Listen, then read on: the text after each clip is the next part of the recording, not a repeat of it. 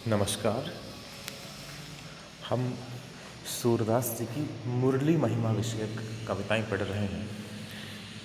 कल हमने पढ़ा था मायरी मुरली अति गर्व काहू वदति नहीं आज, कि मुरली को अहंकार हो गया है और इस अहंकार के वशीभूत होकर वह किसी से बात नहीं कर रही, बोल नहीं रही है। इसी क्रम में अगला पद है मुरली तऊ गोपाल ही भावती। मुरली तऊ गोपाल ही भावती।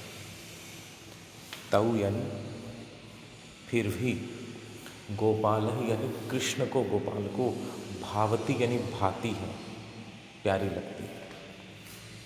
मुरली तऊ गोपाल ही भावती। ये जो बांसुरी है ये कृष्ण को न जाने क्यों इतनी प्रिय है। हम कृष्ण से प्यार करते हैं, हमें कृष्ण प्यारे हैं, किंतु कृष्ण हमारे प्रेम का मूल्य नहीं समझ रहे हैं। ये बांसुरी है वो कृष्ण को परेशान करती है, तरह तरह से नचाती है, फिर भी कृष्ण को बांसुरी ही प्रिय है। मुरली तऊ गोपाल ही भावती। ये मुरली फिर भी गोपाल को भाती है, प्रिय लगती है। सुनरी सखी, गोपी दूसरी गोपी से कह रही है, यह सखी सुनो, जदपि नंद नंदन ही नाना भांति नचावती। जदपि यानी यद्यपि, नंद नंदन ही, नंद नंदन को, नंद के नंदन, नंदन यानी पुत्र। वैसे नंद में जो मूल शब्द नंद है, इस नंद का मतलब था खुशी। आनंद शब्द है उस नंद में आ जुड़ने से बना है। पुत्र की जन्म पर प्रसन्नता होती, खुशी, इसलिए इस पुत्र का नाम पड़ा नंदन। इसी प्रकार से पुत्री का जन्म भी खुशी का अवसर है, इसलिए उसका नाम पड़ा नंदिनी। तो सुन रे सखी जद्यपि नंद नंदन ही, नंद नंदन का अर्थ नंद के नंद यानी कृष्ण। सुन रे सखी जद्यपि नंद नंद ही नाना भांति नचावती। नाना भांति अनेक तरह से, कई प्रकार से नंद नंदन कृष्ण को ये बांसुरी नचाती है, अपने इशारों पे नचाती है, फिर भी कृष्ण को ये मुरली ही प्यारी लगती है। राख, अब क्या क्या करती है बांसुरी? राखत एक पाए ठाड़ो करी अति अधिकार जनावती।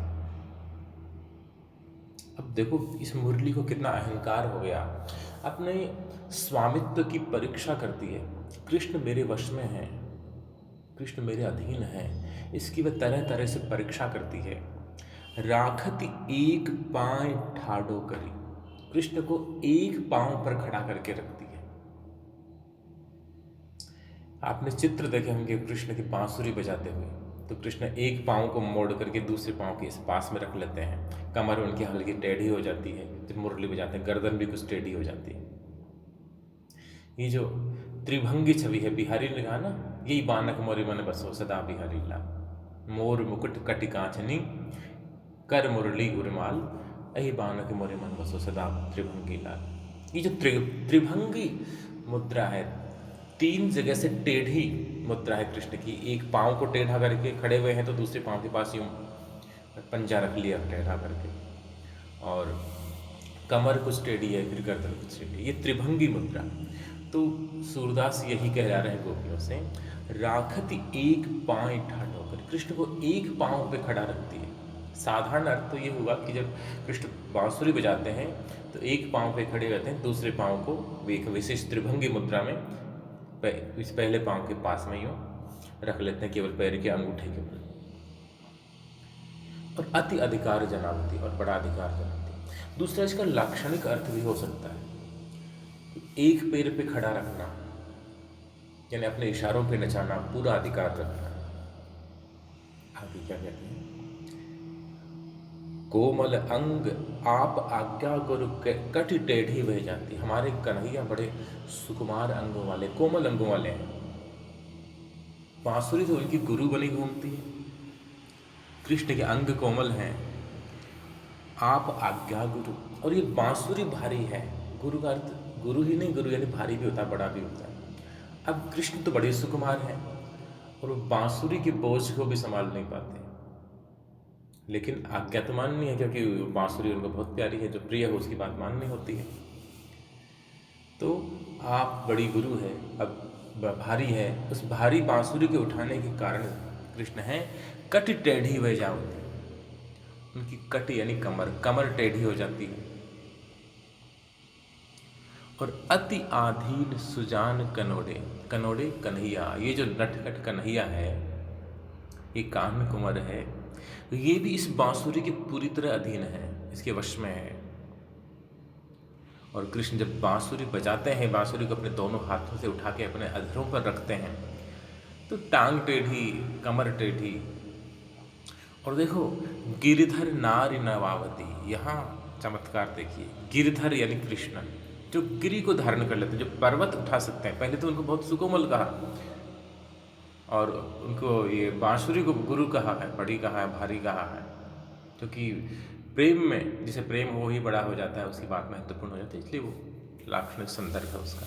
लेकिन गिरधर नारी नवावती, अब आपने देखा होगा कि जब संगीत की स्वरलहरी फूट रही हो, बहुत अच्छा संगीत बज रहा हो, तो सुनने वाले हैं या कई बार बजाने वाले भी आनंद से गर्दन हिलाने लगते हैं।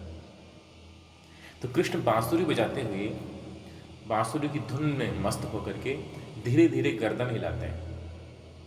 तो गोपियाँ कह रही हैं कि हमारे सुजान कनौड़े हैं, उनको जो गिरधर हैं, जिन्होंने गिरि को धारण किया था, गोवर्धन पर्वत तक को उठा लिया था, उन कृष्ण को गिरधर नारी नवावती, उनकी गर्दन भी ये झुका देती है। ये बांसुरी है, वो कृष्ण को अपने सामने सिर झुकाने के लिए, गर्दन झुकाने के लिए विवश कर देती है। नवाना यानी झुकाना, गर्दन है, इसे झुका देती है। दूसरा एक और अर्थ है जो ज़्यादा मारक है, ज़्यादा धारदार है। नारी का मतलब है स्त्री, बांसुरी स्त्रीलिंग है। अब कृष्ण कैसे हैं जो स्त्री के वश में है, ईर्ष्या बहुत व्यक्त हो रहा है गोपियों को। ये जो बांसुरी है वह गिरधर को नारी, एक नारी है, वो कृष्ण को झुका रही है।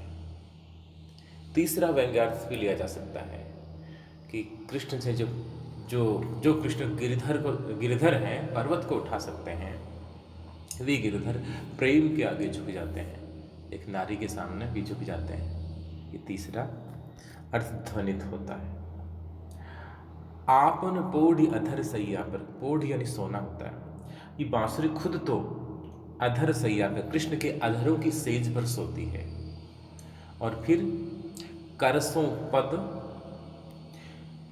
पद पलटावती, कर यानी हाथ, कृष्ण के हाथों से अपने पद पलटावती, पैर दबवाती है। अब बांसुरी को बजाएंगे, होठों पे बांसुरी का एक सिरा टिकाना होगा, उससे फिर फूंक मारेंगे, और फिर जो बांसुरी के छिद्र हैं उन्हें हाथों से कभी थोड़ा बंद करते हैं, एक छिद्र खोला, कभी दो, कभी वापस बंद किए, इस तरह बांसुरी बजती है।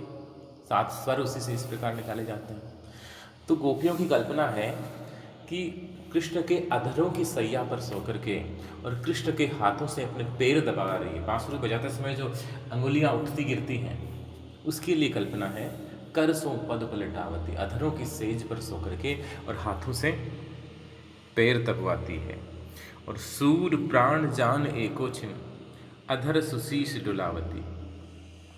और सूरदास कहते हैं कि सूर प्राण जान एको छिन, ये जो बांसुरी हैं ये कृष्ण को अपना प्राण जान करके और एको छिन, क्षण भर में ही अधर सुशीष डुलावती, और अधरों पे तो सोई हुई है, और कृष्ण का जो सुशीष डुलावती, कृष्ण का सिर झुका देती है, कृष्ण भी इसके सामने सिर नवाते हैं। इस प्रकार बांसुरी है, यही कृष्ण के हृदय पर राज करती है। इस तरह बांसुरी के प्रति ये जो ईर्ष्या भाव है ये व्यक्त हुआ है। शेष हम अगले ऑनलाइन क्लास में पढ़ेंगे।